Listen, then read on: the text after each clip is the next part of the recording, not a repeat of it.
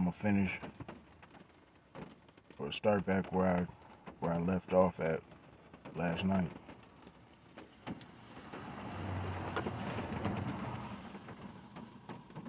Hopefully my mind is a little better now too. I had me some sleep.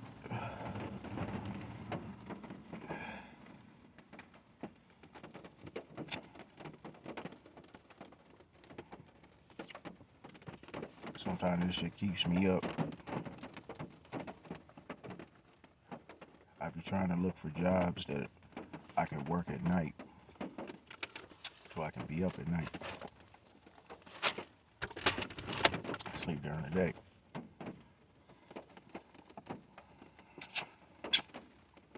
I stopped parking in them spots where it would be all dark. You know what I'm saying? If you living in your car, you want to park somewhere, of course, where you can kind of be out the way.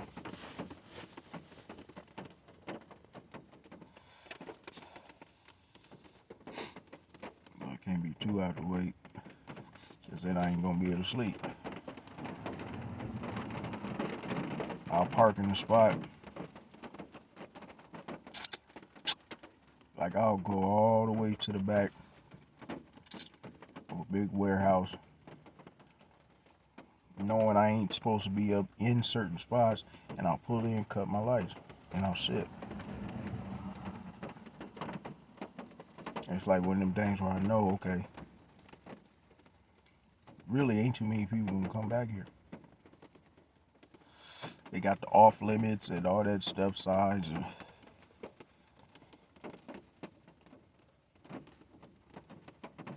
and I'll still notice a car or two that'll come and stop, sit for a minute, and then go. So that fucks with your mind.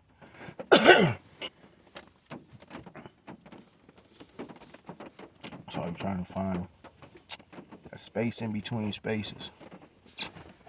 You dig?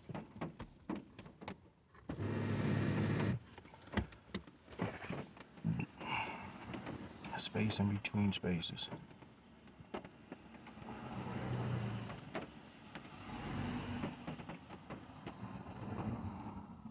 So last night, riding with his nice.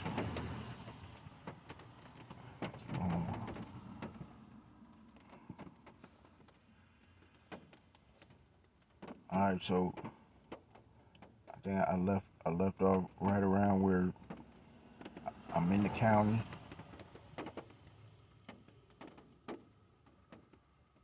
Police shot me.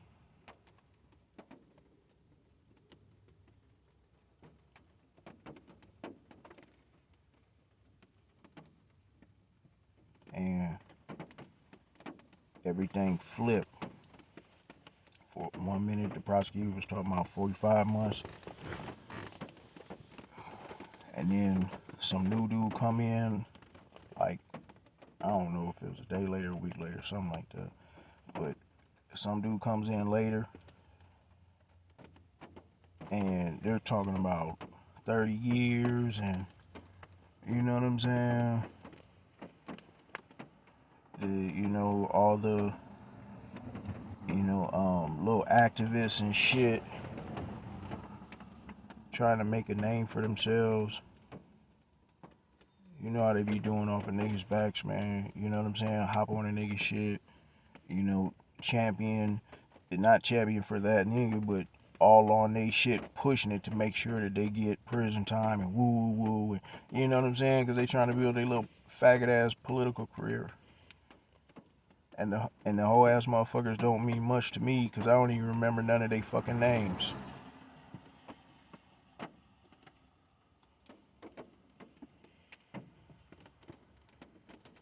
But you got all that shit. Nigga, this fuck boy Nick Davis or whatever the fuck that motherfucker name.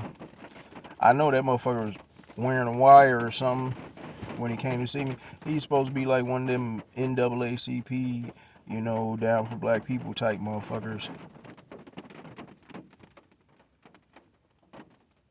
How'd you get in the middle of my shit? And you ain't in the middle of my shit for me. You trying to get me to run my mouth. But I smelt you as soon as you walked in the room.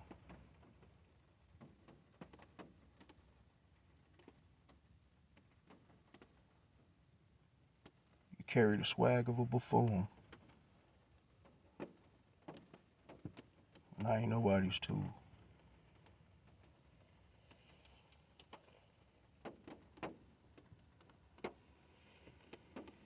And even when I got out, like, this shows you how weird shit, started as soon as I got out. So speed past that little time, me being locked up for almost 10 years for that shit. Oh, of course, they came back later and take a deal for 20. No. And then, they walked me down. And instead of 45 months, I took 120 months. Motherfuckers coming to testify and blah, blah, skippy and this, that, and the third. And they were even finding motherfuckers. Like, I knew who was outside that day.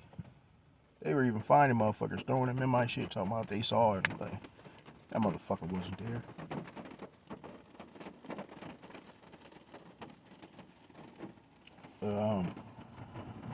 When I got out, I'm gonna have to tell y'all about me being locked up too, because that's where the bullshit starts. Where I can show you how I know the Masons are fucking bumping off my family. But about Nick Davis, even when I got out, I wasn't even out one motherfucking day. My first day out, he calls the halfway house, and the halfway house puts me on the phone, and he's telling me he wants to facilitate a sit down between me, the police, and the mark ass nigga that I tried to shoot.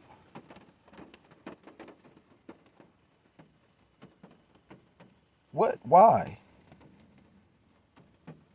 Why? He's a punk ass nigga that made some and I know it was made up now. It was all a fictitious story to get me to tee the fuck off. Now I know that now. But why? Then in my mind, that's what I'm thinking. Why?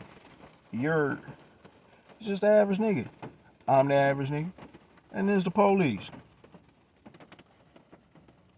One nigga tried to do something to another nigga. This is how it transpired. The police got involved. Case closed, blah, whatever. Why you want to facilitate some type of sit down? We not the mob. We not two opposing families fighting and shit, nigga, and the motherfucking police. It didn't make no sense.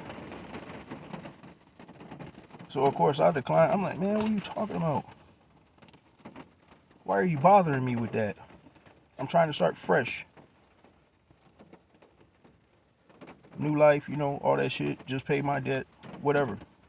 Why are you calling me? So he didn't call again. But they forced me to go back to St. Paul when I finally hit my parole. So I got the little work release, so it got me out 8 months early.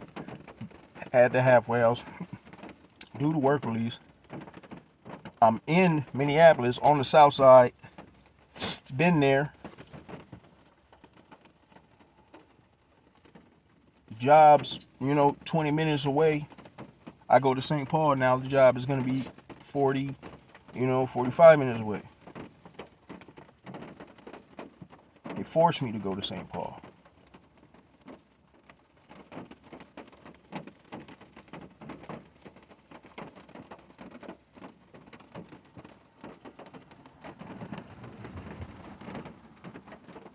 So anyway,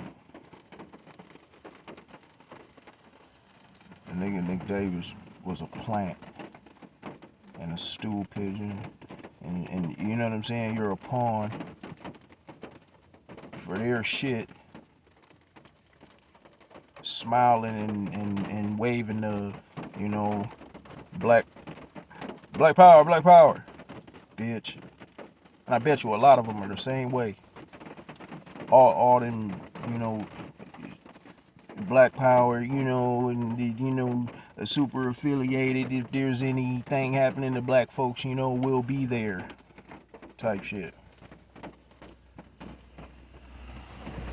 A lot of them motherfuckers is just helping with the illusion. You telling them all your information and they running it all back to the same motherfuckers that you're crying about.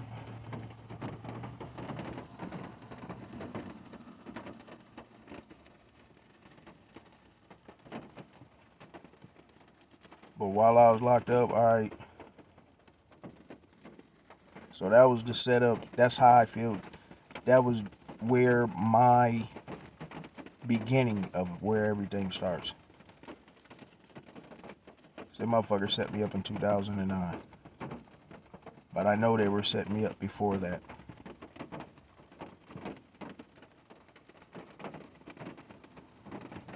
I think the motherfuckers tried to have me whacked when I was like 11, 10, 11. Real quick, and then I'm gonna jump back on track. But I remember me and my mom Dukes were sitting and we're watching movies, and when the commercial comes on, you know, I'm like, Mom, be back real quick. You know, the corner store is right across the street. Like, it's our house, and then behind the house was a field. You know what I'm saying? Like maybe half the size of a football field. And then you got the street where the cars are, and then right on that block is the corner store. So I goes out the back, you know what I mean? Pew! You know, I'm a kid. Everywhere I go, I run. Run to the store, run up in there. You know, it's you know, Akbar and them, you know what I'm saying? They had the corner store, you know. I don't remember the name. I'm just saying, you know, damn, I think I almost remember one of their names. But, you know, what's up, y'all? I'm in real quick, just out, grab some penny candy, you know, some chips, and, you know, a couple, you know, quarter Kool-Aid joints and a Chico stick. Alright, bet. My shit. I'm out. Like, as soon as I came out the store, there go the police. But I ain't had no interaction, no nothing with the police yet. Nothing. So I had no reason to fear, no nothing. So I thought, so you know, when I see there ain't no cars, pew, gone. By the time my feet hit the other side of the road where I'm, you know, about to hit the field, here they go. They hit the field. And they're right behind me. Right behind me with the lights on and all kinds. Yeah, I'm going. Speedy Gonzalez out there, motherfucker. But going up the hill, going through the field, you know, it's kind of up a little hill, and then you get to my house. But the hill is ragged. It's not smooth or nothing. You know what I mean? They couldn't follow me. And nobody jumped out. They backed out. Hurry up. Whipped around. Like, they knew where I was going. They came right to the house.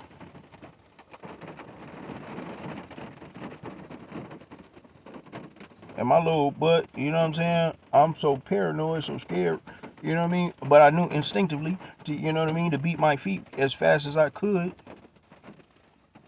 Instead of running to the back door, I ran to the front door. I didn't come out the front door, I came out the back. The back door is unlocked, not the front.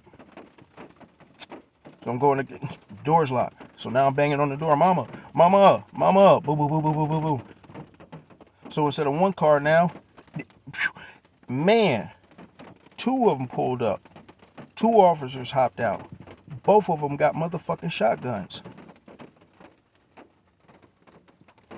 Pointed at my motherfucking ass with a bag of penny candy. Yelling all this shit, whatever. All I can do is just keep pounding on the door for Mom. It's a good thing she came to the door.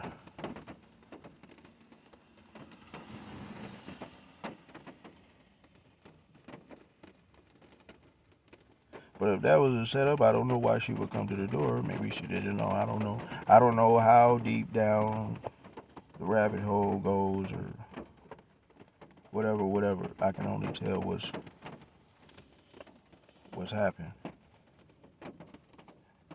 If she opens the door, grabs me, whatever, it's like, what the fuck are y'all doing? They're like, oh, we thought he had a purse. Like some classic bullshit, dumb shit flying out their mouth. This is the late 80s. It couldn't have been 90 yet. 90, 91. I got put on 90, 91.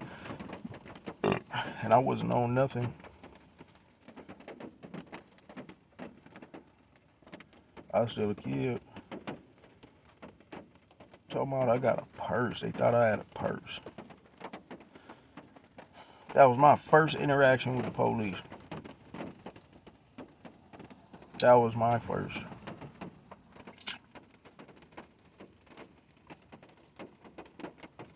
Two big ass shotguns pointed at me.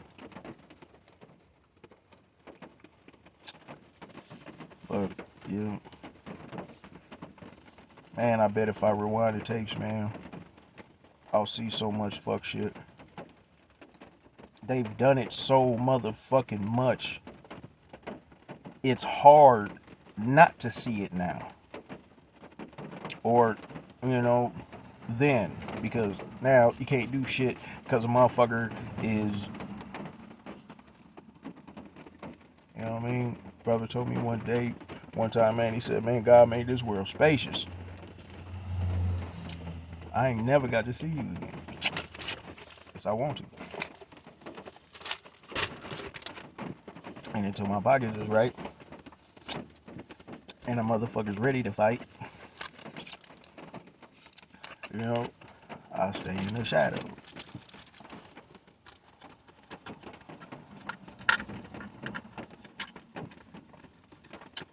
Until a nigga can once again be seen back again in the light.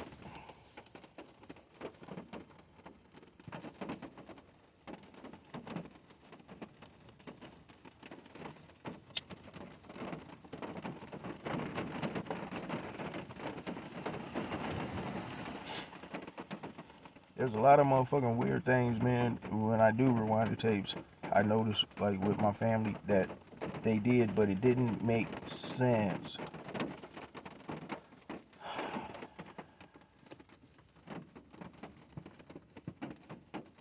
Just random shit.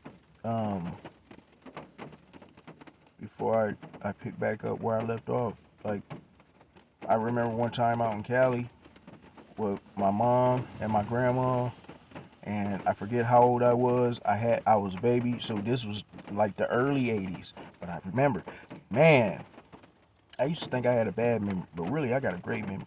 But I know something happened that did make me forget a lot of things from my childhood. But motherfucker ain't gonna get off from all of that. Ugh.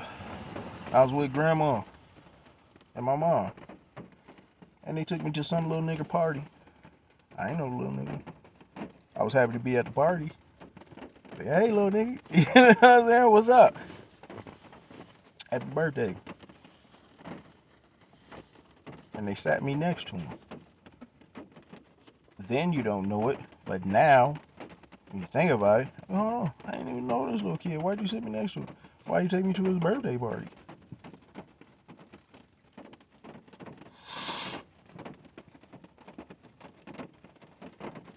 Why you take a picture of us? Wherever that picture is, I don't know.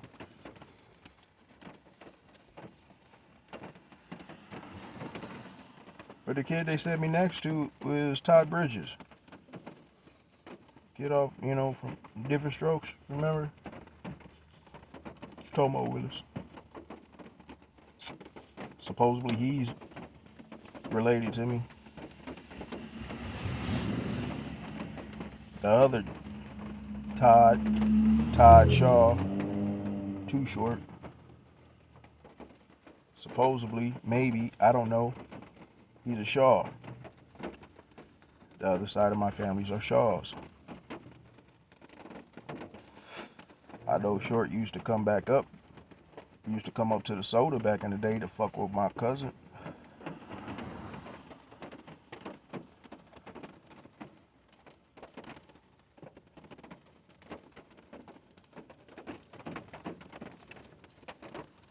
I remember seeing the niggas in the parking lot out my back window. Same when the police pulled up and pulled the shotguns on me at. I remember seeing it. Back then, I still didn't know who Too Short was. Yeah, that's Too Short. Oh, yeah. Nigga had gold chains. Nigga look fly. Yeah, he coming to see cuz.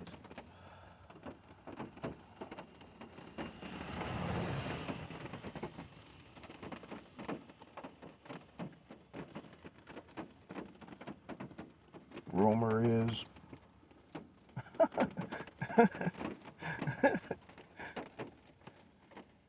rumor is Prince is my cousin. Maybe. Supposedly my Uncle Raymond was messing with his mom around the same time that he was conceived. And he grew up on the north side. I'm my family friend.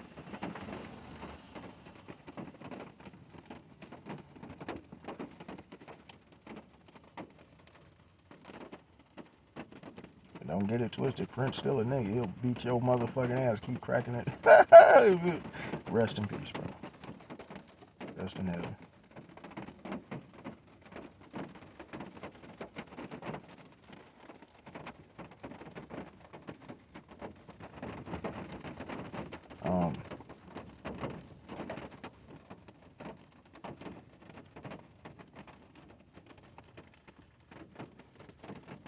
Man, it's hard to try and put everything together when you're trying to think about it all at once.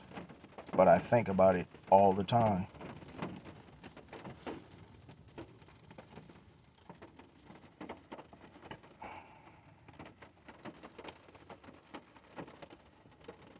Alright. So here I am locked up. Now, I took this little punk ass time. The whole bit. And this ain't different from no other bit.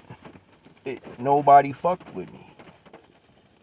Not from the very first time when I was a kid and got locked up to now. Well, I shouldn't have said it like that. From the first time I was locked up as a kid to the last time I was locked up as an adult. You know what I mean? Think like, oh man, maybe you come from a good family. You're fucking up, man. I got a whole family full of gangsters. And that ain't no whatever the fuck. I'm just telling you what it is. That's kind of used to bother me sometimes. I ain't hold on. Like motherfucker damn near. Y'all like damn near put a nigga in this shit. Like this is the way it go. You look around your whole family and everybody banging. Everybody got a sack. This is just how we do. But I'm the bad guy. Is that, you know what I mean? And you think about like how come my family don't fuck with me? Like, check it. My older brother, he always knows everything.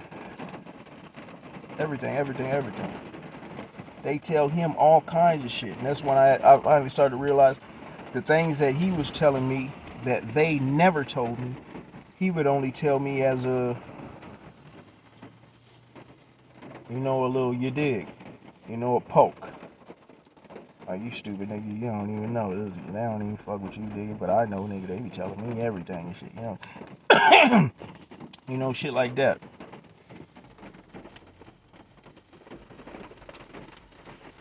You know what I mean? That's how I figured out a lot of shit. That's how I figured out a lot of shit,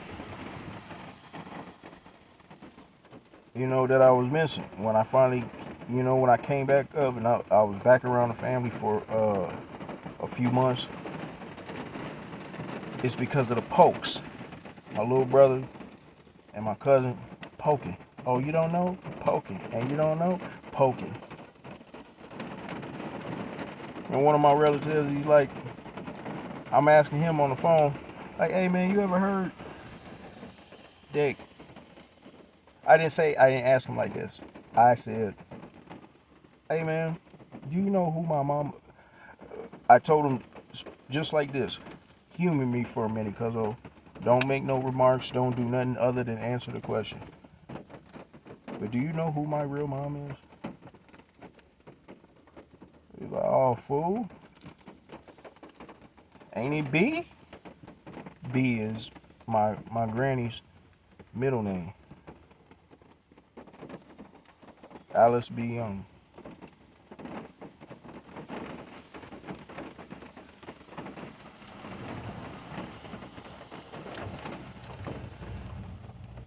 Or Alice B. Shaw.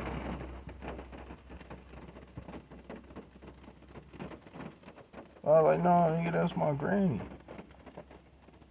I'm like, where'd you hear that? He said, shit, I overheard it.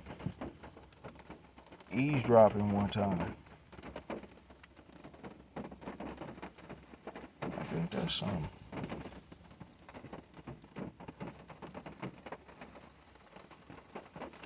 And the reason I asked this, you know, this specific relative, you know what I'm saying? Because to me, he's always gave off that same air, like my older brother. He'll tell you something only because he knows it, like it's a poke, it's a dig. Like he wants you to know that he knew too. Type shit. Wouldn't tell me to help me. You tell me, you know, to feed your narcissistic ego. Because we know what they feed off of.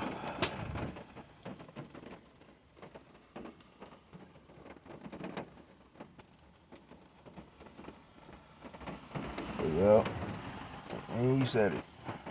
It was like,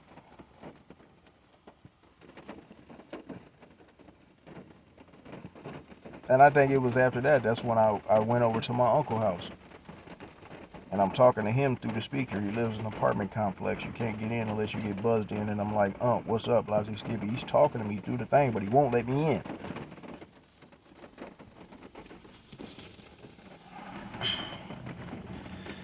I guess this is what I get by my mouth. Unless I'm being sneaky,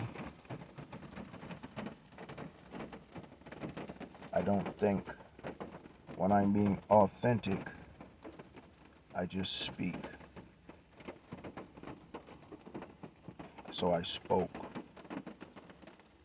But if I would have been sneaky, I'd have just ran script. Said, you know, anything that would have appeased to him to want me to come through the door. And then questioning. You know, but hindsight's 2020. He ain't let me in his apartment since. I ain't seen him since.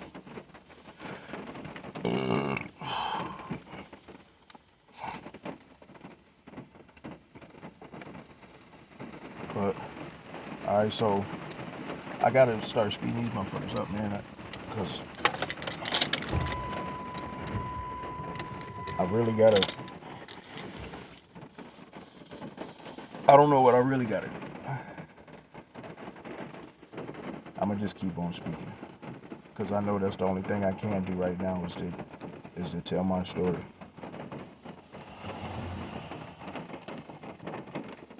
Or as they say, speak your truth.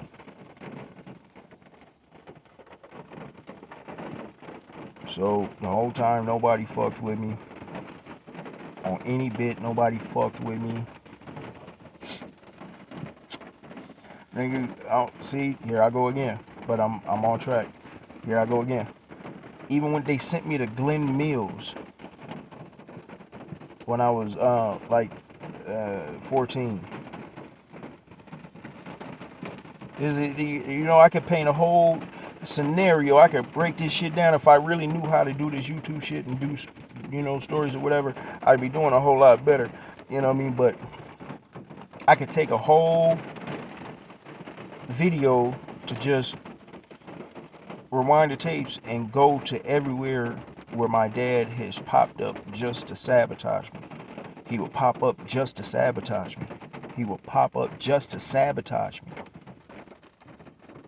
And I didn't catch the first time until I realized that he was competing with me mentally as, who was smarter or whatever the fuck. I don't know what that fuck nigga was doing. You know what I'm saying?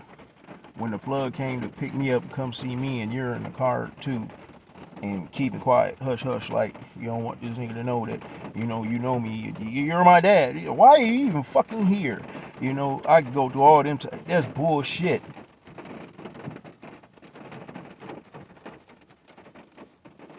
You were watching me. Because you didn't do what dad would do. If you was a hustler, you didn't pass the game down. You was pretending to be a pious or whatever the fuck they call it type of man. God-fearing man type shit. You didn't scold me. You would scoff me. You would, oh,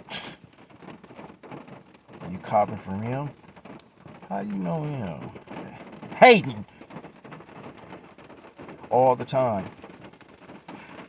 But it really crossed my mind how much of a hater you was when I was a kid. I stole a car, gave it to the homeboy, rest in heaven. He turned out, man, I don't want to speak ill on the dead, but he ratted on me.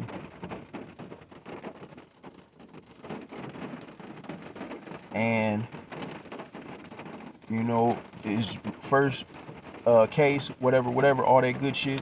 I was only supposed to get a couple months in Totem Town or Sock Center. Those are the little kiddie prisons where I'm from. But he suggested that they send me to Glen Mills.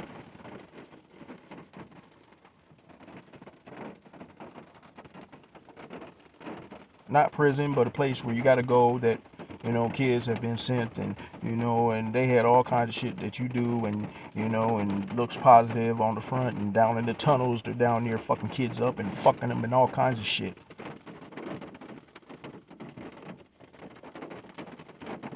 They sent me out there for a year and a half. That motherfucker tripled my time. My dad did.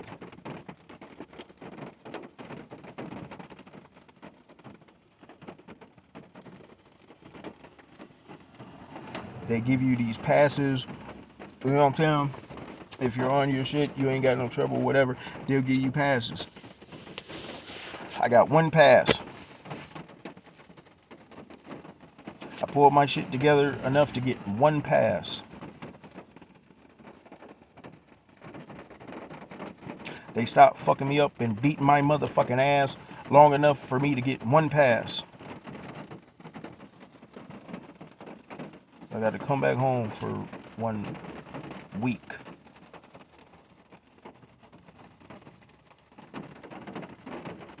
And when I got back, I got a complimentary ass whooping coming through the fucking door.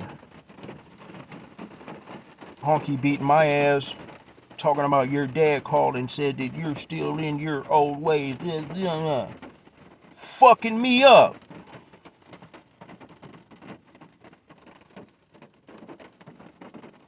dad. Like, I could take a whole video, all he's always there to sabotage. That's the only time when he shows up, to sabotage. This has been his MO all my life, is to sabotage my friends. The ones, like, he didn't try to run off the friends that were, you know what I'm saying, in the streets with me. I got friends that were in the streets. I got friends from my childhood when before I got into this shit, and we were cool and reading comic books, and we're still cool, and you know what I'm saying. And when I'm around them, it's a totally different vibe. So I connect with my old vibe and shit. You know what I'm saying? Street shit don't come with me when I go to square shit and woo, and I compartmentalize everything, and I'm smooth like that. But you tell my friends, you don't want to mess with them, you know, the blah, and they would run with it.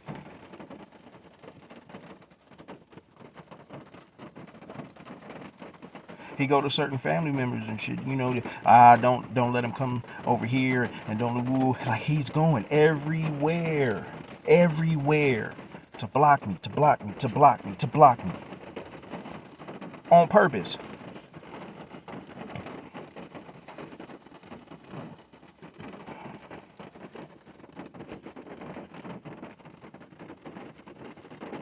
People that he's told these things to, if they ever get in my presence and they're like, for some odd reason, not forced, but you know, there's a reason why you have to be around me for a certain amount of time. And they always say the same. You're really a nice guy. I'd be fucked up. I'd be. What'd you think I was?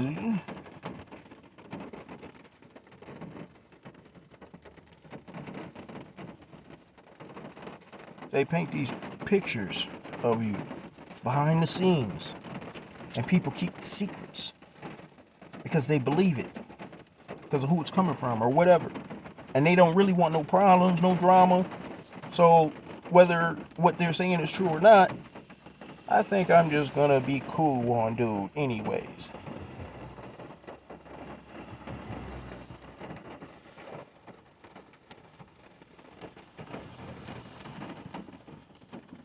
I'm starting to wonder if there's like a relation to narcissism and Masons, and you know, their whole overall strategy to have a person discombobulated, fucked up,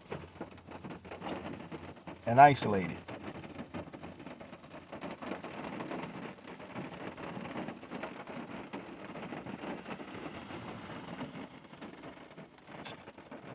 When you're isolated, you know what I'm saying? They done cornered you, playboy.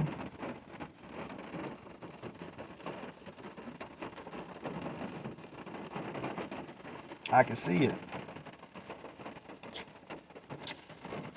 I can finally see what the end goal was, because they were going too hard. When it was the slow hand, the subtle bullshit, as far as my mind went, was that I just got a buster ass family. But there was a method to the madness. It was all for a reason. And it always is. So don't be fooled by the fuck shit that people do around you. It's for a reason. Don't write it off in the sauce as them just being lost. It's for a reason. It's calculated ignorance. Calculated disorder. And you know, like how the honkies do, order out of chaos type shit. They're playing a role the whole time. My whole family played a role the whole time. Actors in a play. My whole life was a movie, a play. Skits. Those that, I guess, you know, couldn't keep up with the skit good enough to come around because, you know, too much shit would come out their mouth, or they were scared off. Everybody was scared off. ran off, paid off.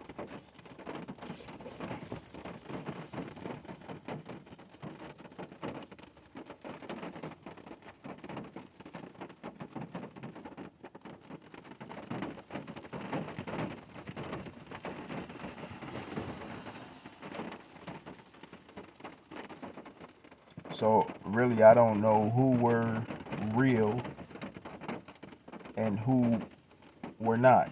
Like, which relationships were real.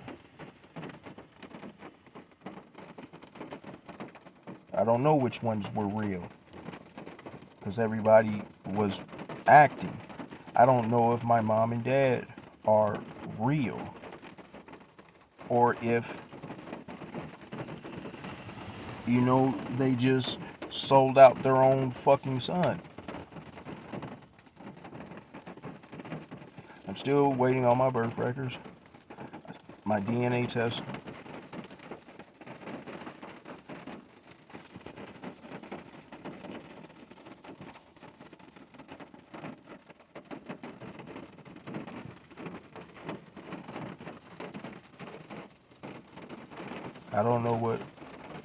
I don't know which ones were real and which ones aren't.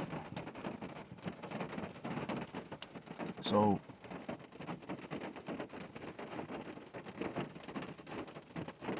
I don't know.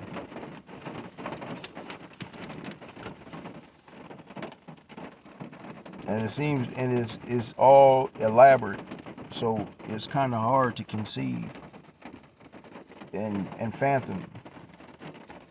But I got details for days, and as much as I,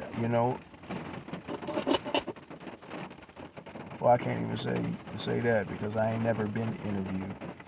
I'm just a private person. Now I understand why I've always been private, because I always knew shit like this could happen. You let motherfuckers too far the fuck in, they can rip your shit the fuck apart. But if there's somebody like conduct, an interview or whatever, I could, and the story will not change. It'll never change. You could ask me the same shit 10 years from motherfucking now and it'll be the same. Word for word, detailed. This is my life. I have emotions attached to these words. They're etched into my spirit, my soul, my conscience, because I lived them.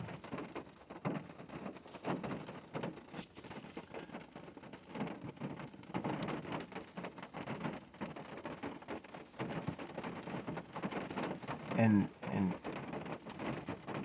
that helps. It helps my theory. Well, not my theory, my proof and my facts of it being the Masons that are doing this to me, because everywhere I went, it seems like they got onto the same page. I'm wondering why these staff at the Glen Mills had so much animosity towards me. They had a black staff there. I'm talking about this grown ass men used to love to beef with me. Fighting grown niggas when I was a shorty.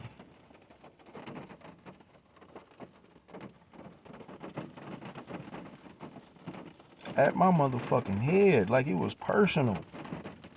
Now I know why. Somebody sent you to fuck with me.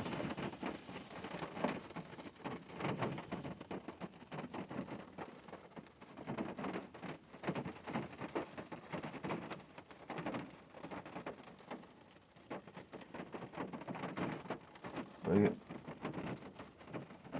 let's get back on track. Or I should say, I'm gonna get back on track in a second. 1 second.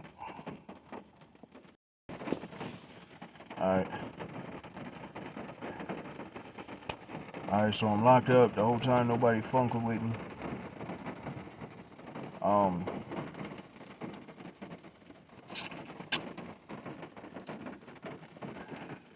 That gave me my time that I needed to think and rewind the tapes on everything.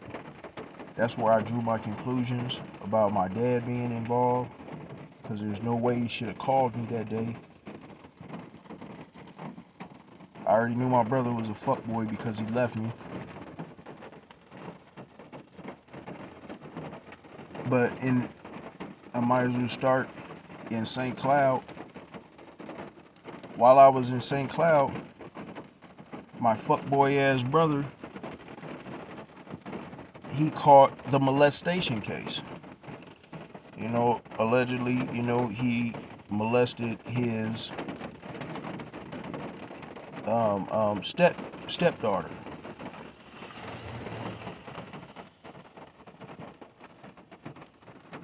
Wait.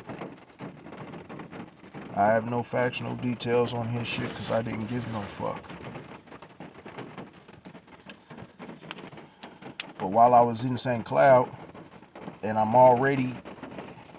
got to deal with these 10 years. This ain't my first time locked up. I made my decision in E-House that I wasn't gonna jap out. I wasn't gonna do this bit like the last bit. You know what I mean? I was gonna I knew as soon as I hit E-House, man, I'm not gonna let these motherfuckers get me like this again, man. I'm gonna be 40 when I get out this bitch. I got to come out sharp. I got to come out with something.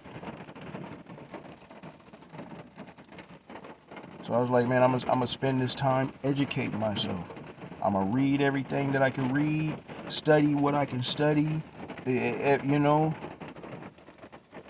And that's where my mind frame was, and that's what I was starting to begin while I was there. Hitting the library, you know what I'm saying? And, trying to get on, my Malcolm X. Like, man, I can't believe this. God damn, 10 years of this now. And I just did a bit. So I sees my brother coming through the hallway. And I'm already on my, like, you gotta show mercy to give mercy. I'm not fucking with you, nigga. But I'm not gonna fuck you up. And the nigga really thought I was gonna fuck him up. That's my big brother. So I sees him in the hallway.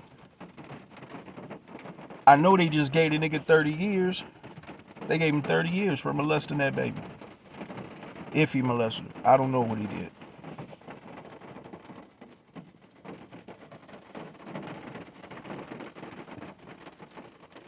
Hey, they just gave the nigga 30 years. Any motherfucking, that I got towards you, hey man, listen, I'll take a chunk of what the honkies gave you. You know what I'm saying? Nigga, you's about to go pay your debts for everything. I don't wish prison on nobody, so I ain't gonna make your shit harder. 10 is bad enough, but 30, goddamn. So I goes to hug the nigga. And he...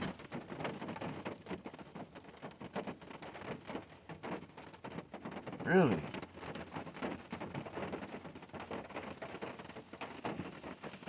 But I guess how else should he feel, right? Because he knew he was bogus. Past that, speed up a couple years. Because I ain't hear nothing from nobody. No nothing about nothing, for nothing, with nothing. My dad decides, like, he wants to bring my sons up to see me. Immediately, the first thing that popped in my head was, man, like, this nigga's dead. I mean, this nigga must be getting ready to die or something. Nigga, you don't come to see me. You don't do nothing for me. But he brought my kids to come see me. Why? I don't know. And when I look at the picture that we took when we was all in the visiting room, his eyes is off and to the side, looking at whatever. I don't know what the fuck he was looking at. We're in the picture part where, you know what I'm saying? And it's only around the corner from where the visitors sit with you know, the inmates and shit. Stand up, your turn. You go over here with your family, flick up real quick. You know, there's nothing to look at. What are you looking at over there? So my dad's eyes is over there. My oldest son, with his head down, you could tell he's like, I don't even really want to be here type shit. Okay, you know, I kind of understand that. He's got the, you ain't never been there for me, Dad, you know, type shit going on. So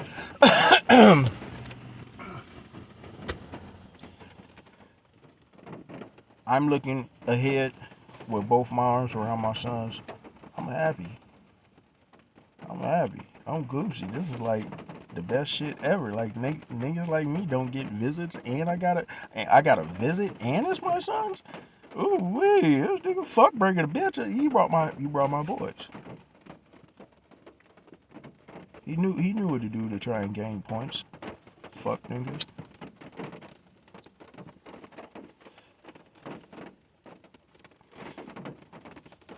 My oldest son's eyes is looking down. My eyes are straight, smiling. My youngest boy, he's looking straight with me at the camera with a half a smile. He's kind of happy, but he's kind of not. And he's a kid, so he probably, he'd rather be at the playground, but he gets to see Dad. So he's, hey, he don't know how to act. You're seeing your dad in prison. You kind of want to jump up and down, but at the same time, you kind of dope, and you're kind of happy to see me, and at the same time, you're kind of sad. I could dig.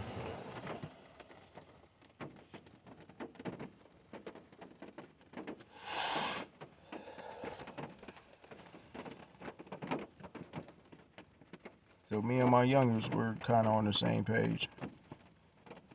My oldest had already lost hope. And my dad was, wherever the fuck he was, be thinking he'd be off in La La Land, but he don't. That nigga, he's aware. You just have to watch. They really tell on themselves. And the only way to really protect yourself from motherfuckers, man, that are trying to infiltrate you, if you're somebody of interest or whatever the fuck, why they watch certain motherfuckers, I don't, you know what I'm saying? It's always better to be alone and lonely than to be around motherfuckers because you want that camaraderie and really be miserable, because that's all they're giving you, that's all they're bringing you. The few little laughs and ha-has and whatever times, man, don't last long, or they're not strong enough for the shit that they eventually bring to you. It's like, nigga, fuck all that other shit. You don't remember the good time? Fuck that shit. I'm talking about this shit that you caused, that you're bringing, that you're doing, that you're affecting me. How you're affecting me. You can protect yourself from motherfuckers by watching how they are. Period. A genuine motherfucker is a genuine motherfucker in everything. And if they're not genuine, they're not genuine in everything.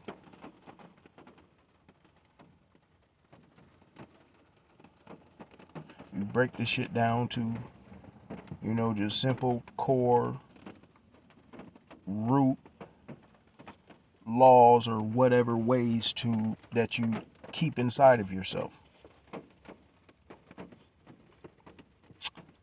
Fuck with genuine people, truthful people.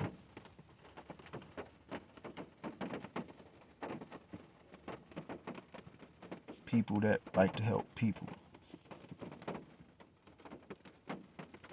People that you can see work on themselves to increase and grow. When you stay in those lanes with people, possibilities of the shit surrounding you is less, because you see where they're going, what they're trying, what they're about, their character. It sounds corny or whatever, but this is real. Demonic spirits and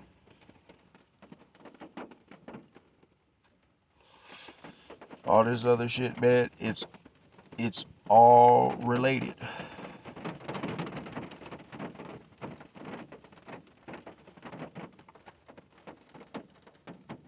People have, all of us have our demons.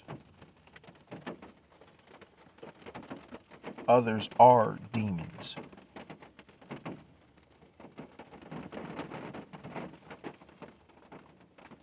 And when you know what you're looking for, they can't hide. They can come with the smiles and be cool, but always be listening. Court attention at all times. Catch the sly you digs. Catch the backbiting of someone else. You know they'll do it to you. Catch the slick shit that they're doing already. That's how you know eventually they'll bring it to you.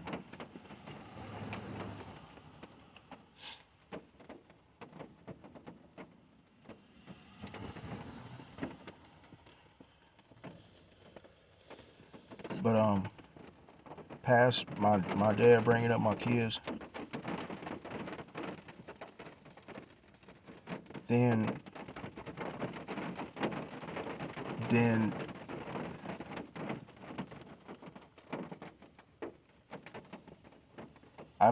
I don't know if it was on this bit or the bit before, but I'm gonna say it for this bit because it'll help.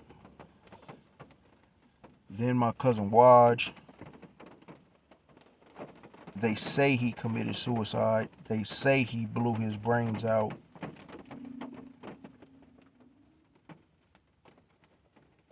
Everybody's got weird stories, but supposedly, one of his guys was, this white kid, man, that was living with my aunt,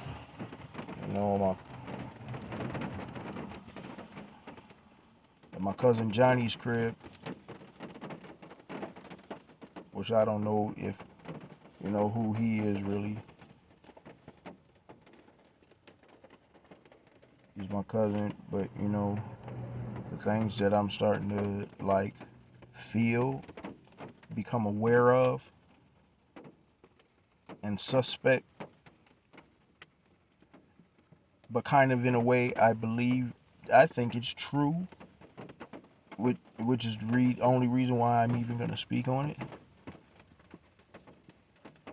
is I don't know what the fuck they were doing, but it almost seems like they were baby swapping. Here, you take my kid, I'll take your kid. Cause you take that kid and you know what I'm saying, give her your kid. And they were.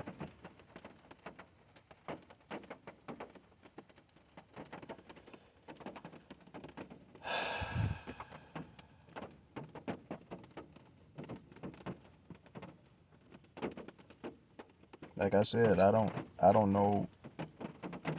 I'm at a crossroads. I don't even know if my parents are my parents. Are my grandparents really my parents? But if they were, why would they give me to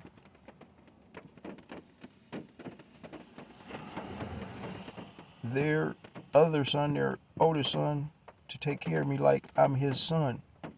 And then, I see my grandparents. I used to go to my grandpa all the time to get my hair cut when I was a shorty. I'd walk down there. That's how close we all was in St. Paul. I could walk from our house to his house. What's up, Grandpa? You know what I'm saying? Grandpas be mean. You know what I'm saying? I come by, get my hair cut. Grandpa kick it with me. I don't remember nothing bad about him. Everybody else got something bad to say about him, but I don't remember nothing bad about him. He always talked to me nice. Cut my hair. I'd clean his apartment. Maybe he'd give me a few dollars. Maybe he wouldn't. It didn't matter. Be back again next week, Grandpa.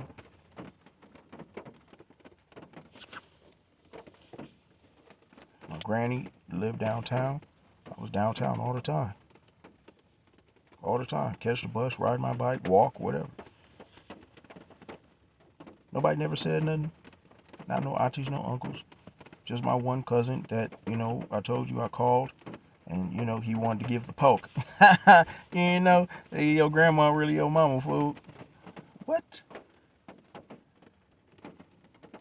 So I say that I don't know who he was.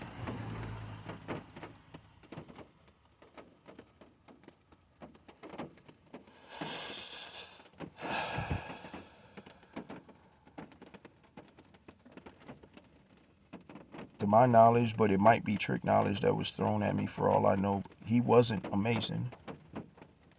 He was an elk.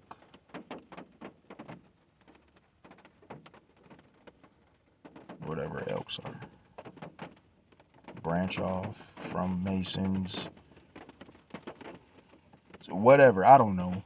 But that's supposedly what he was, and they had elk lodges on the north side.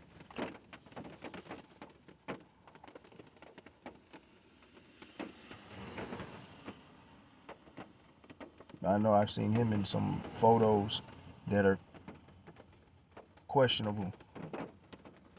Shit, I don't even want to get started on the photos. I'd have to do a video just on photos. And I don't even know if I got them, because these fucks stole everything.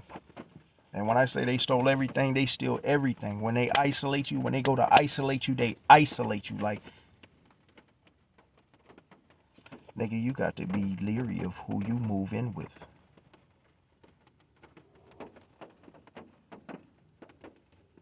Or let in your house.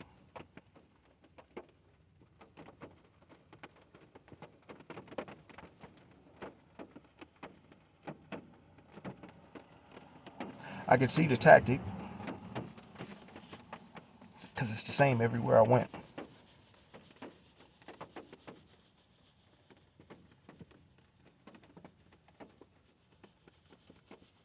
And I know my little brother was running kind of the same gambit, or he was trying, but he couldn't.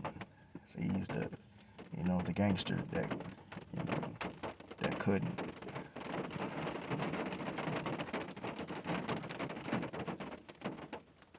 But let me give you a scenario of me moving in with my cousin.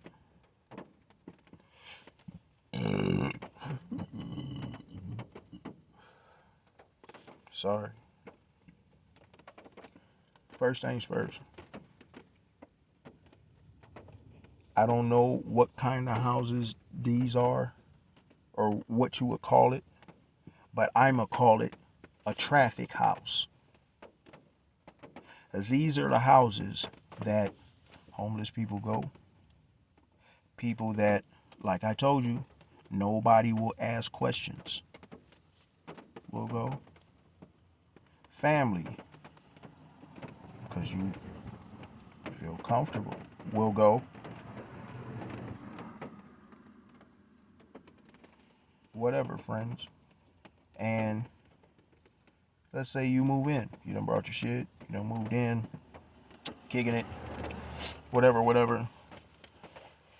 Whatever you're doing. You're working, you're hanging, whatever. But you done moved all your shit into this traffic house.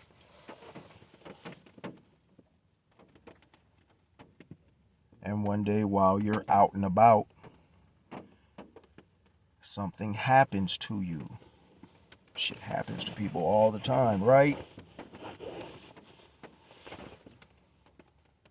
That's a lie too.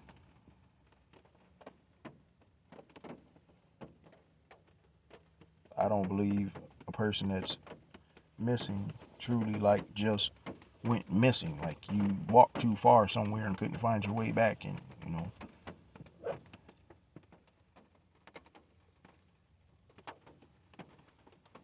Some weirdo randomly decided to kidnap you or whatever.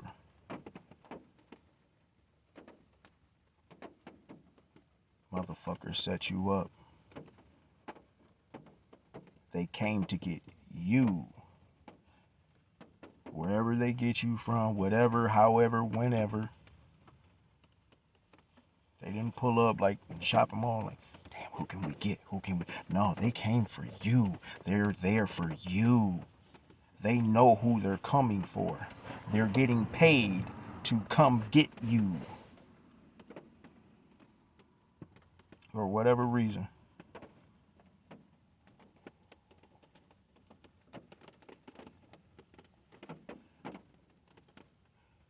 So let's say you move your shit in,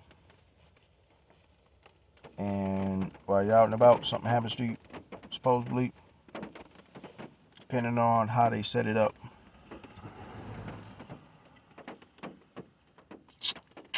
You know, they'll set you up. Motherfuckers hop out the van and snatch you.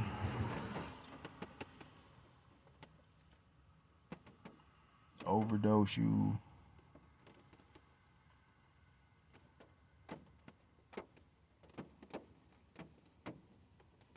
There's some real evil shit out here.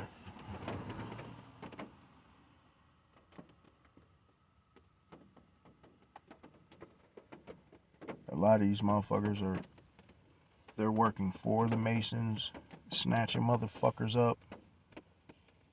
They're working for the cartel, snatching motherfuckers up. Motherfuckers like to brag on they plugs with the cartels. You know what I'm saying? Like back in the day, you know, a motherfucker like, nigga, when we were shorties in the 90s, motherfuckers, you just like, nigga, give me a plug, nigga with Cuba and them, you know what I'm saying? I'm on, baby. That was kind of the same thing, you know, with the essays.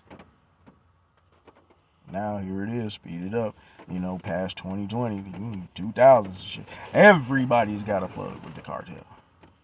But that's all they talk about. Like, yeah, you know what I'm saying? As soon as a motherfucker say that word, I know you're with the shits.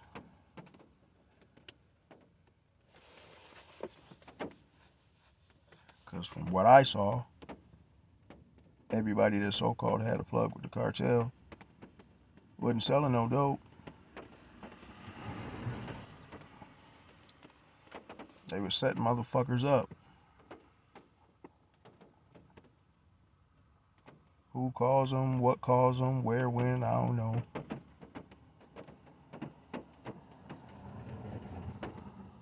But they're moving people. Niggas is moving people. Like, you would think that there's certain shit that niggas wouldn't get into. That's what I thought. Like, I ain't the greatest. It's been a long time since I done did some dirt, but you know what I'm saying? It's still in me. I ain't the greatest. I'll pimp on a bitch. Sell some dope. Kind of leery on sticking foods up because I know I get a little out of hand. But my heart ain't really in none of that shit. So, you know, I keep doing odd end hustlers until I can get a leg up, get back to what I do.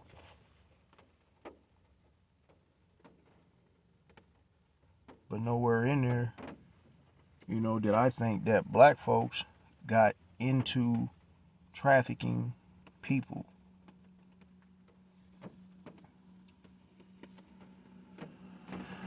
But while you're out and the shit's happened to you, now all your shit is their shit.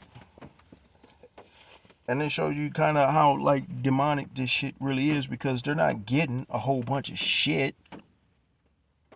Like when a motherfucker's dead, your organs, your body parts, your body's worth more when you're dead than when you're alive. Like, nigga, do peace out shit, nigga. And you're going liver 50 grand, a kidney 50 grand. You need a heart, 75, whatever.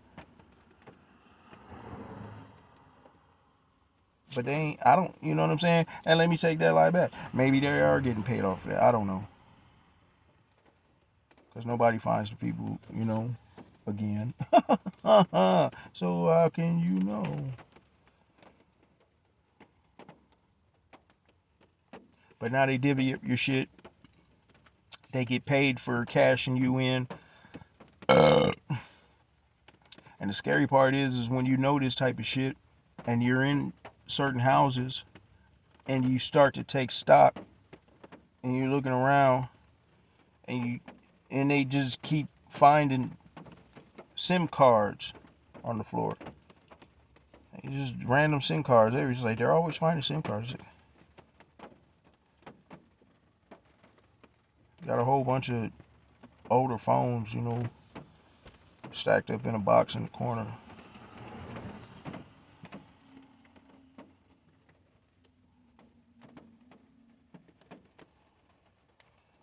Shitload of laptops stacked up.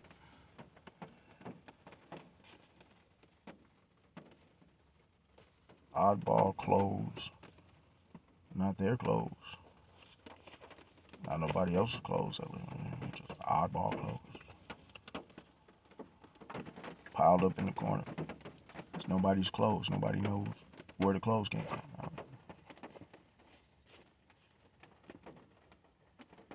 It's all the shit left over from all the fucking people they're running through. Like they're running through a sack. I'm gonna go cop this sack, flip that, double back, get two, come back, pack, whatever. And you know what I'm saying? You know what I mean? They're running through people. They ain't running through sacks and getting their chips. They running through people like it's a sack, like they're nothing. They're chips. You know what I'm saying? Something to be cashed in on. Like, nigga, how dark can your soul really be? Like, man, there's just certain things that a player can't do. I can't. With or without feeling like God is protecting a nigga.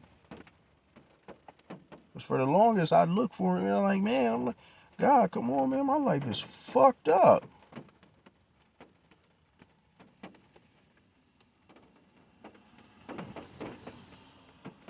I still have my boundaries.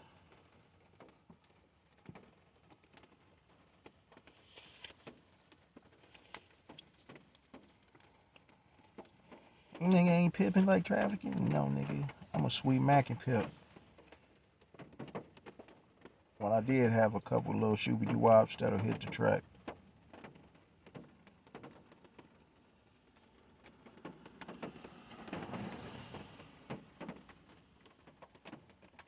Trying to force nobody to do nothing. It's my motto. If I got to force you, then I don't need you to do it. So these motherfuckers is on a whole nother level. And I could see it in different houses that I went into. That's how I know God was with me. And he's walking me through shit to show me what's going on. Few family members' houses like that. It's like, see, and they're so cocky with it. Nobody asks. What happened to this person? Where'd that person go? Nobody asks. So they're confident. They're cocky with it. Nigga, there was big boxes of just shit left over from all the missing people.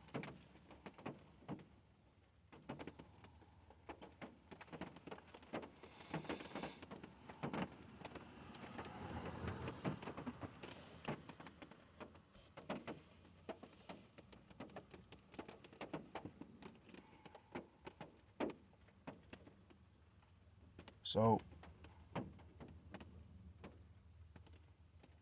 here we are, Sorry I ran it. Now I got to bring us back.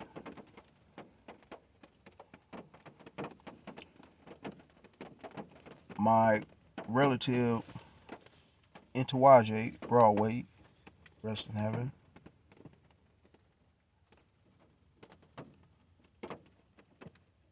His friend said that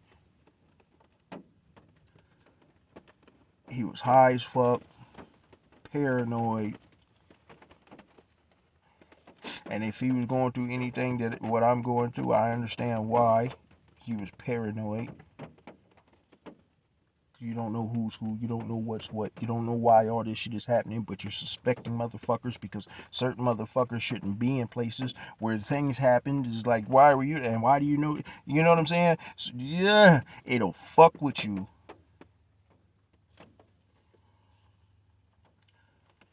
He said that 12 police officers all had their guns drawn on him. And somehow, some way or another, they jumped on him. And with 12 guys on you, he was still able to bring his gun up. Like he's trying to say that he was fighting the officers so he could kill himself.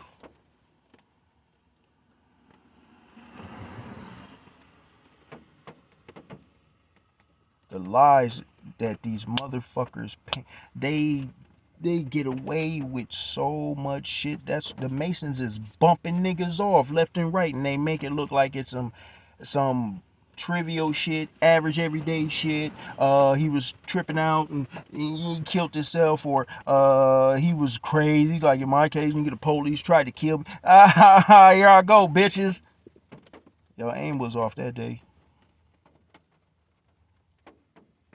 But really, it wasn't. I took that L.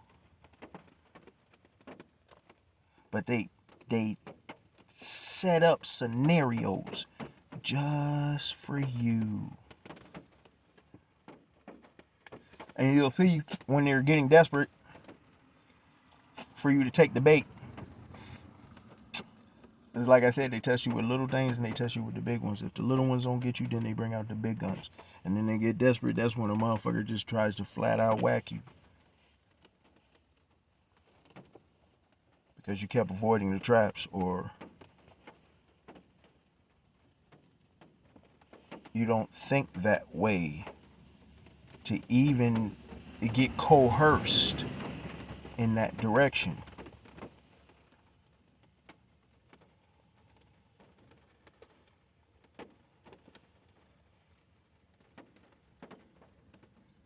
But they'll hit you with the coercion, however, if I'm saying it right. They'll hit you with that all day long. And the reason why I say that I think that there's way more Masons than people really suspect. Because they're plants. They will be in your life long term if you allow it. The only reason you don't allow it is because they end up doing something that you caught. You only caught it. It wasn't the first. It wasn't the only.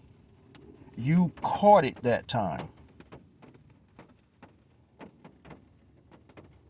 Deuces. No, motherfucker, I can't fuck with you no more, homie. But really, they've been doing shit the whole time. Studying you. They try to learn you. So they know exactly what your triggers are. That's why it's not good to tell people too much about you. All the things that we learned, that we thought,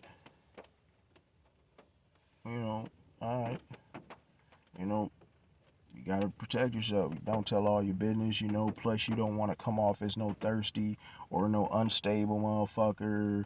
You know what I'm saying? it's a double-edged sword.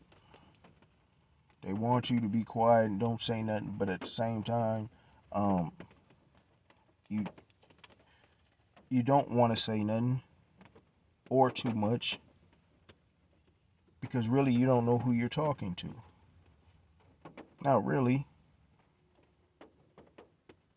You just met a person, of course you don't know. You only kicked it with them a couple times, all right, you know a little bit.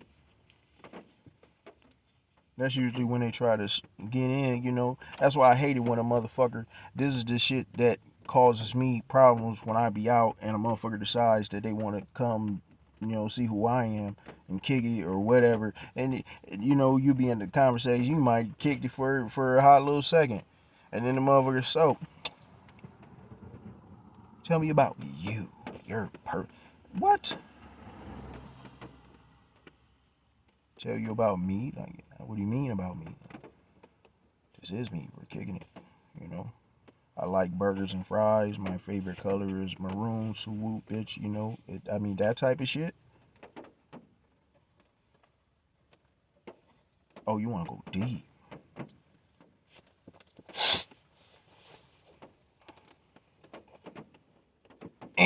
You know what I'm saying? Negative. The type of motherfuckers, I get them out quick. And you got slick motherfuckers that try to relate. See, they pass on the information to the last motherfucker. And watch and you'll see the fucking pattern. What the last motherfucker tried and didn't work, the next motherfucker, when he comes, some way in the conversation, they tailor it a way to where they can bring that up, not the conversation that you had with the other person. They're not exposing themselves that easy like that. But they'll say something about how they don't like people that want to get too close to you when they first meet you.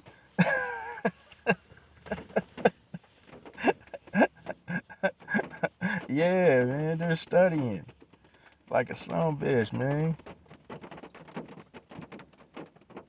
So what the next motherfucker tried, failed, the next motherfucker will talk bad about to try and score cool points. So you open up.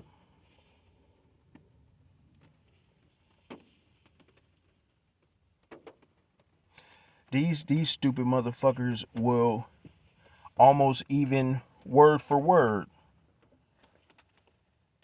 tell an identical story that is basically like your life, thinking that is a way in to get closer.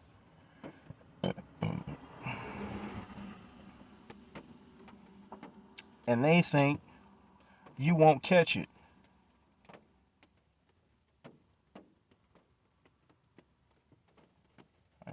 This ain't. They might get you the first time. Because it is like a relief kind of when you talk to someone that is going through the same things that you're going through, or comes from where you come from, or had to overcome what you had to overcome. So you might fall for it. And then when shit starts to happen, or they're trying to trigger you, another situation ends up trying to trigger you off of whatever information you shared with this new motherfucker that supposedly has this identical life as yours. And then it makes it easier to see, like, hold on, these motherfuckers here wouldn't know that. They shouldn't know that. But all of a sudden, this happened after I talked to you about Blase Skippy. So you got to keep court attention at all times so you can catch it.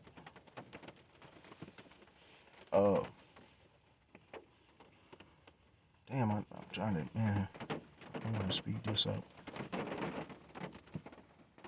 I ain't trying to do no channel. I want to do I need to tell my story quick, in a few videos, but they're panning out to be a little bit longer. Because when it pops in my head, I take it as though it's a sign for me that I need to speak on it. So I know I got some shit that motherfuckers just ain't seen yet.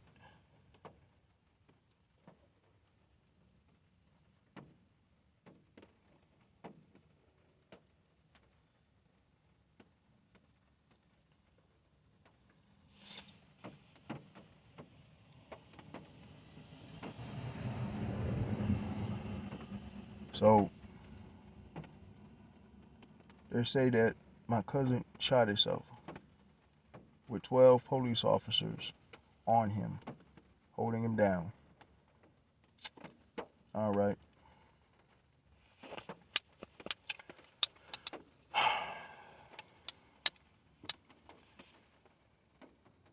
Then my cousin gets stabbed up 50 times by 3 motherfuckers. All this shit's going on while I'm locked up.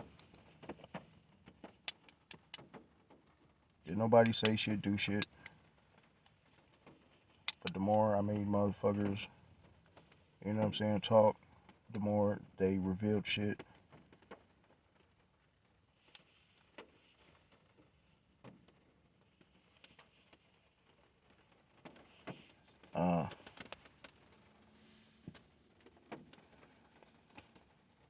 So my cousin gets stabbed up by these motherfuckers that everybody knows, but nothing happens.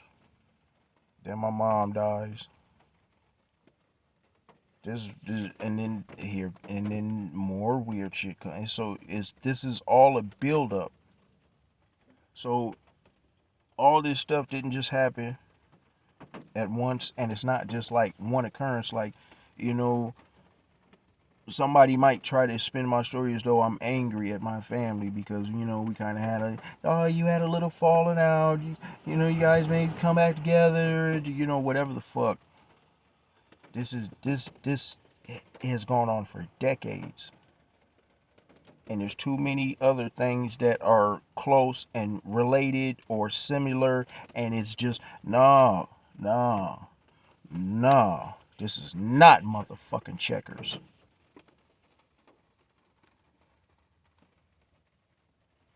So when my mom dies, I'm close to getting out. I got maybe about 2 years.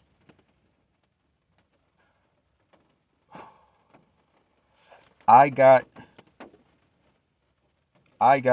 the stories really that make me suspicious after I got out, when I was able to get motherfuckers' faces, and because of the way I talk to people,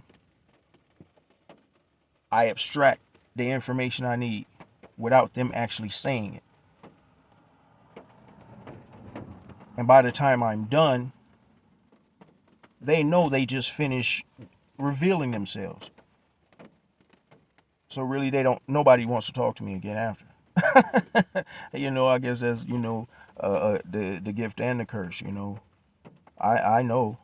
Oh, I'll find out. And I do. I can read people very good.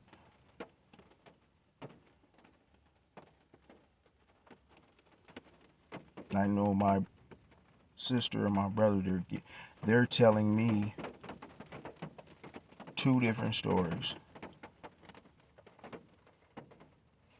And that's the real reason why my sister, after I talked to her the first time about what happened, the second time I talked to her story changed.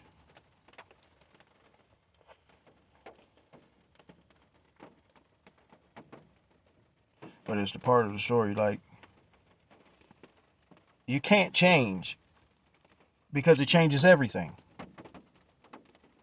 And the same thing with my little brother. So, I talked to my sister the first time. She told me somebody called her. Whatever. I don't know if my little brother or if it was the police that called her, and she came. And she said that they wouldn't let her in. They could only see him bringing mom down and putting her into the ambulance. The other time she told me the story, same thing, like somebody called her or she came over. But this time she said that she came up and she saw mom dead. So which one is it? That's a part of the story you can't change, because now it changes everything. You came and you found mom dead, or did you come and the police were already there and they didn't? I don't know why they wouldn't let you. You're her daughter. I'm her daughter. What's going on with my mom?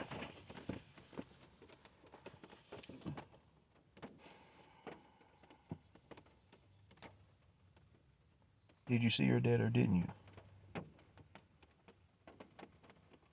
It could be written off as trivial and, oh, well,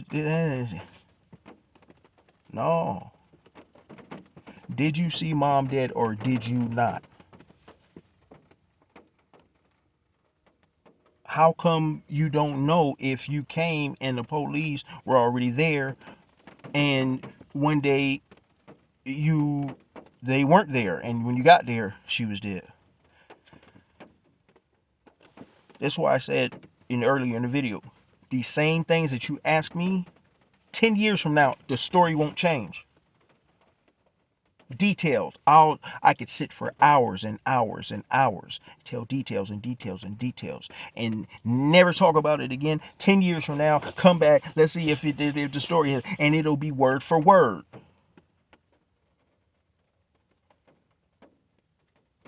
Even an actor trying to memorize a movie script can't do it word for word.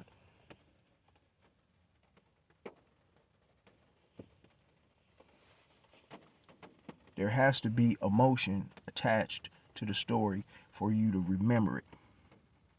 That's why when you look in people's eyes and you talk to them and you watch and you see when you're searching for a answer, not the answer. But, okay, so she got two different stories. Then my little brother, he say he got there, that he left. He went to my cousin Amber's to go get some food. Supposedly she was cooking, whatever. He went to go get a plate, bring mom back a plate. He say that when he got back, that she was dead.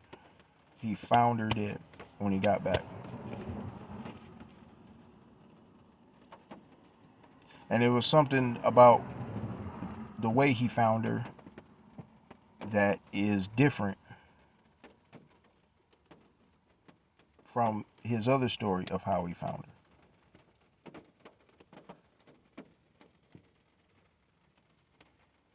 So he leaves, go gets a plate,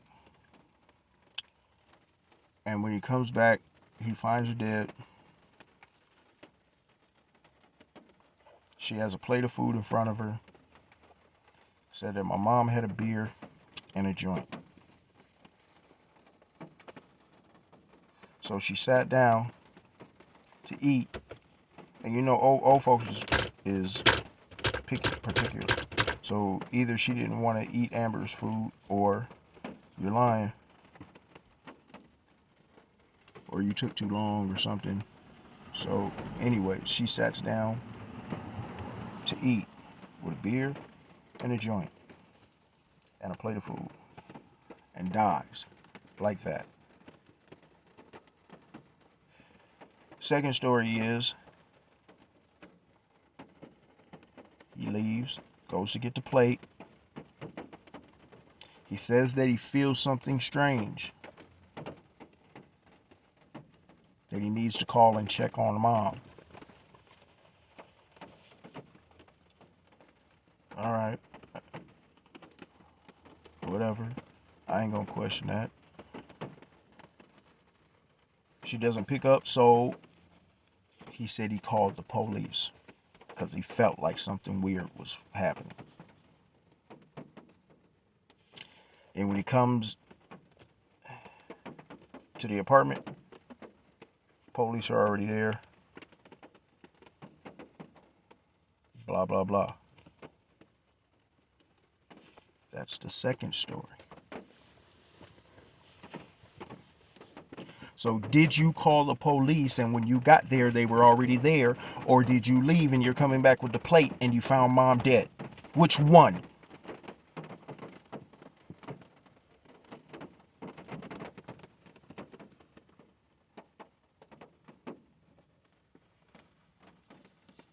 So those are the stories behind my mom's death that I got from my own brother and sister. Red flags.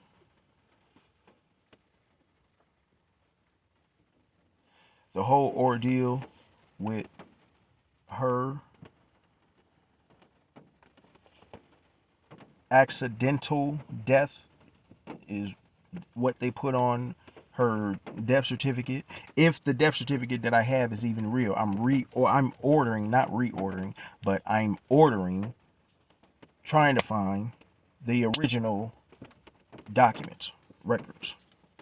I want originals that come straight from medical examiners, hospitals, funeral home, the whole nizzy.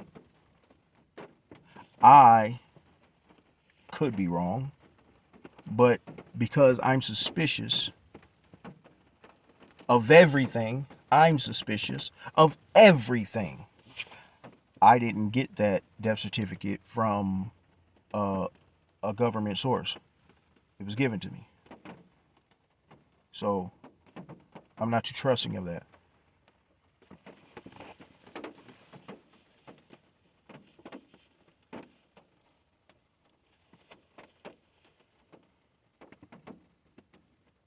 But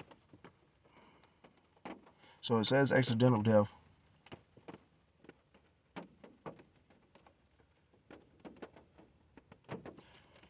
They're suspicious that her doctor overprescribed her, like, gave her too much, and she took it thinking that she's taking her regular dosage.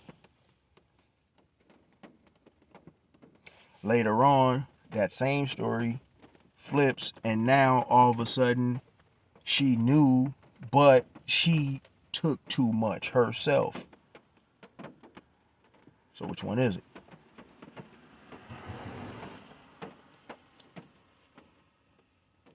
I don't know the full ins and outs and back and forth when, me, my brother, and my little brother all gave power of attorney to my sister to take care of everything because I was locked up. My older brother was locked up. My little brother was, out here running wild.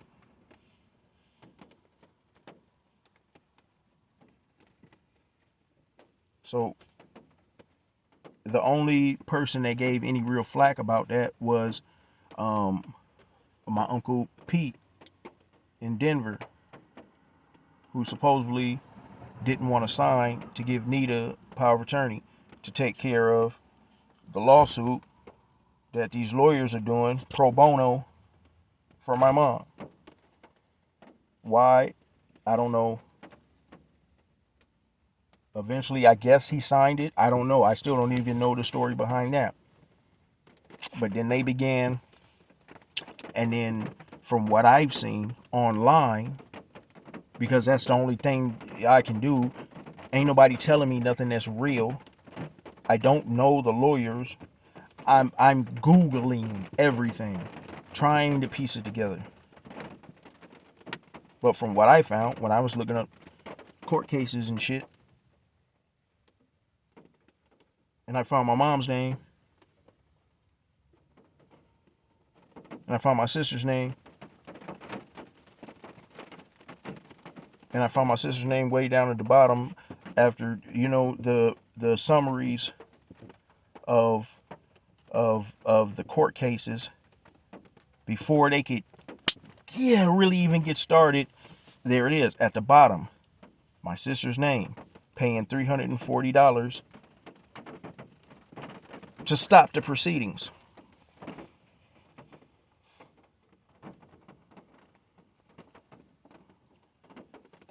Why?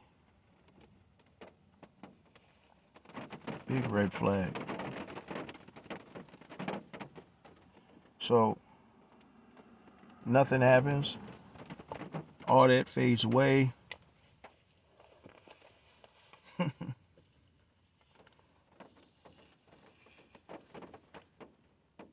And here comes my release date.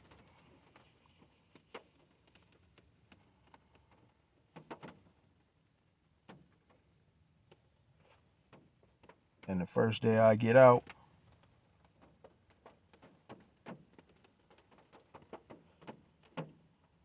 that's when Nick Davis calls, trying to facilitate a sit down between me, the police, and the buster.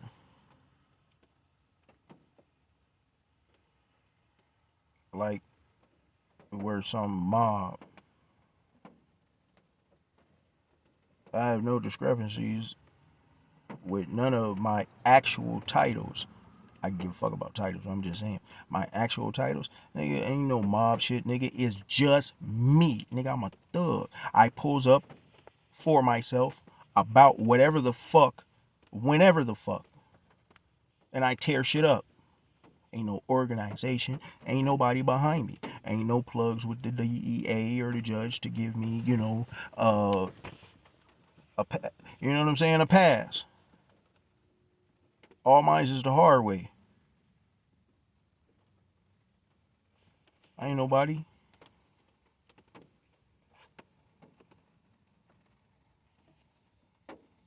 That nigga ain't nobody.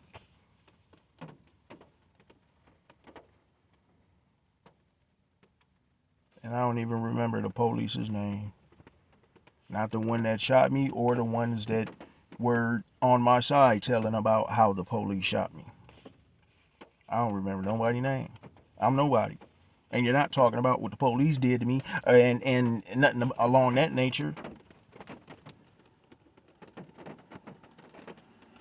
What are you trying to pull?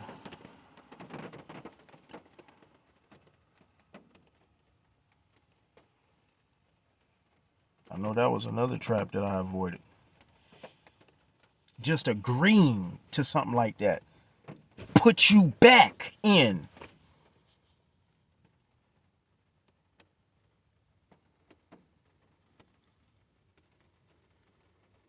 That's why they say when you meet your enemy on the field or the grounds, you pick the grounds that you fight on. You don't let them pick it. You show up to the invitation.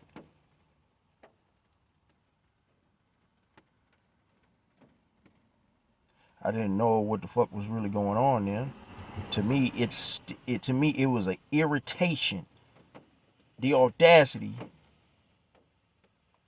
On my first day out, you're calling me about some shit that happened almost 10 motherfucking years ago that I'm just now coming home from, and I'm trying to get my shit back on track, bitch.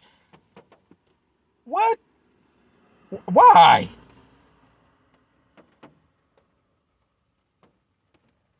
It's the same motherfucker. He came to see me while I was in the county. I don't even know why he came to see me in the county, but I knew it was something off.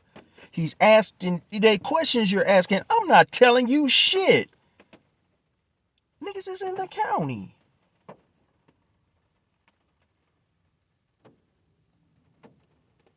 don't talk about nothing in the county. You don't tell no stories. You don't get all emotional and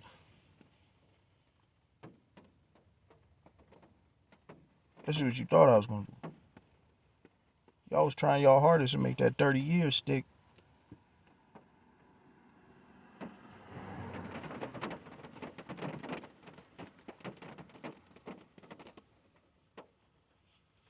They was putting motherfuckers in my room. I could see these motherfuckers for the longest. I just couldn't see who it was or what or why. It was just weird. And you don't really talk about it because, you know what I'm saying, in your own brain, you're like, nigga, these motherfuckers ain't plants around me trying to get information about me, you know, spying on me. Nigga, you know what I'm saying? That's for, you know, big niggas moving shit and whatever the fuck. Nigga, they were putting motherfuckers in my room, and just from the questions they asked me, I would know.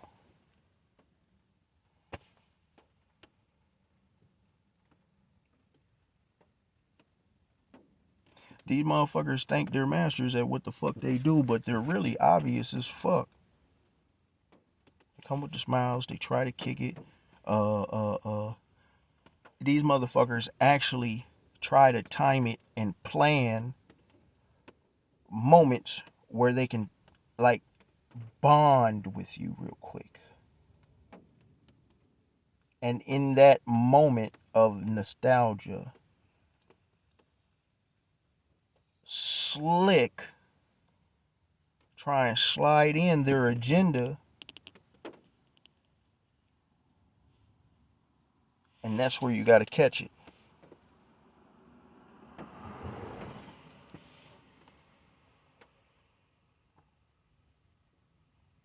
You don't see it before, you see it within, in the middle, in the transaction, while you're, you know, already kicking it apart or whatever. They try to capitalize off of your moment of need, sorrow, pain.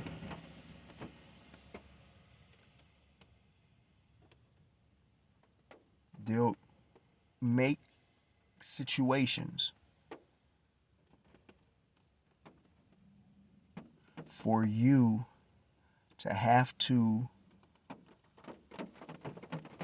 say, do, or whatever that it is that they're needing from you.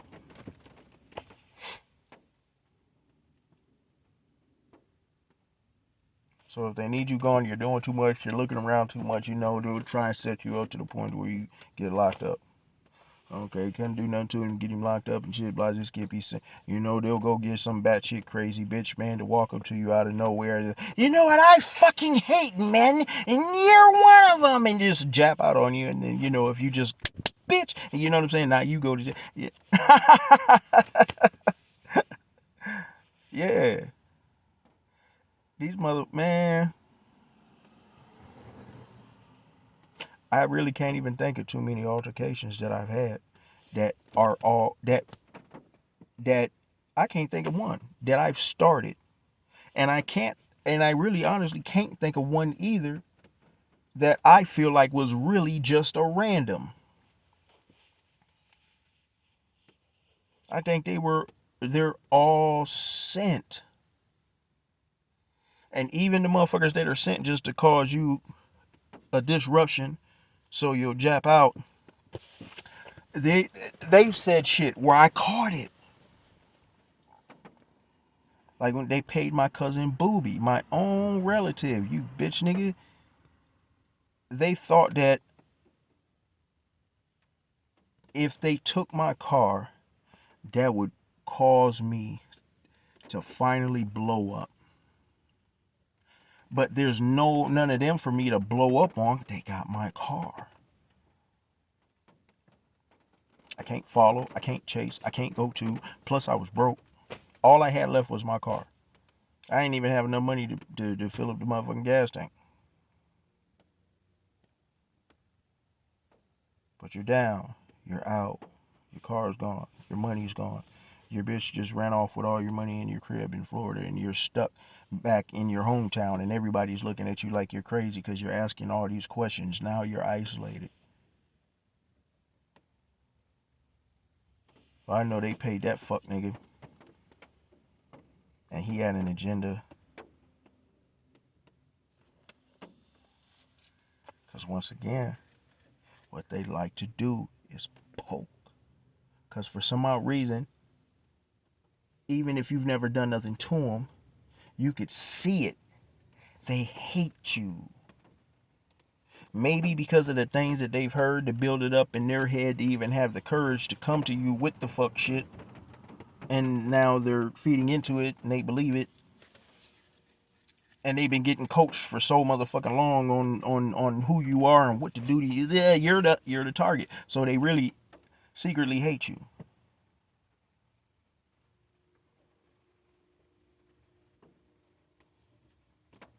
But they've been sent to you for whatever. And in the middle of this fuckboy trying to steal my car,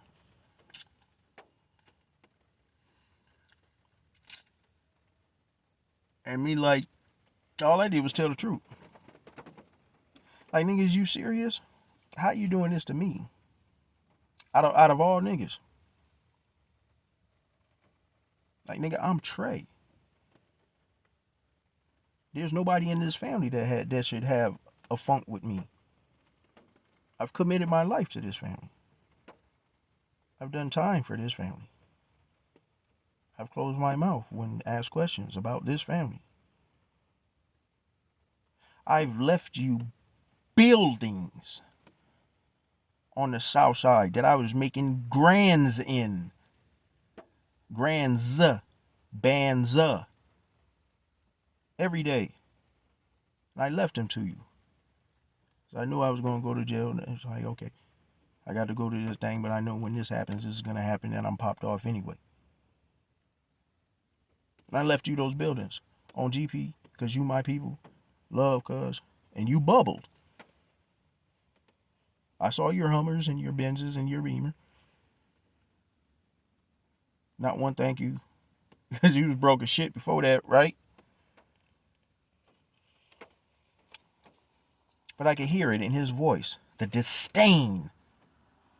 When I had finally cornered him in the conversation, nigga, bring my car back. Nigga, fuck you. Blah, blah, blah. Oh, okay. Well, I tell you what, my nigga. Well, let's just paint the motherfucking picture the way that it's really gonna go. Because hey, I got to call somebody. Yeah, I got to get reimbursed. I got to get me a new car. You know what I'm saying? All that type of shit. You didn't think about that, did you? Oh, okay. Well, where was the car taken from, Mr. Young? Over here. Blah, just give it this, that, and the third at my uncle's house. Oh, your uncle. Okay. Well, guess what, nigga? I don't even have to say shit about shit because nigga, this is a motherfucking federal building. Whoever stole my car from this parking lot in front of this building where people with disabilities and all kinds of shit live in, it's a bigger problem. Oh, you didn't think about that, did you, go though? Oh, nigga, you a snitch, nigga, dear. Bitch. And they'll try to use your own G code against you, nigga, and if you's weak-minded, nigga, you'll fall for it.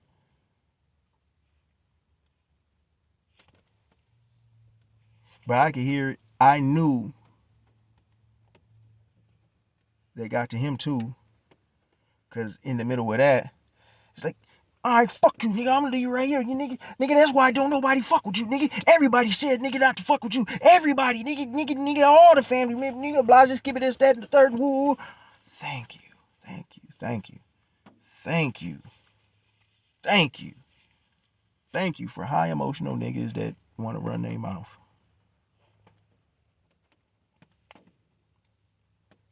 So he revealed himself. I knew he was sent to. But I'm gonna kill this one. Once again, I've rambled.